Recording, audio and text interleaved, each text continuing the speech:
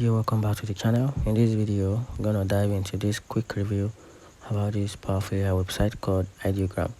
Ideogram is relatively new, but it's quickly making a name for himself. It's specializing in generating images that incorporate text seamlessly, like logos or posters. If you need a text-heavy design, this is your tools.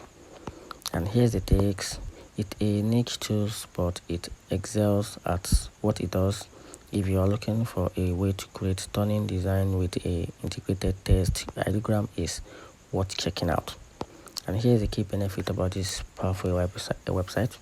It helps create a visual appealing image with a integrated text. It also controls font, styles, color, layout of the text with a grid for generating unique font and typeface.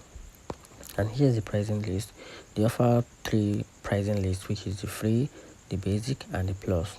So if you want more about the pricing list, you can check out the website for more details about the pricing list of this website. So here's the pros and cons about this platform. So talking about the pros, it is excellent for generating text-based design, so many customization options for text and typography, and also currently free to use. And here's the downside, which is limited to text-heavy image. The beta version may have some bugs, and the future pricing model is uncertain. And that's it. Make sure to comment down below. Let me know what you think about this AI website.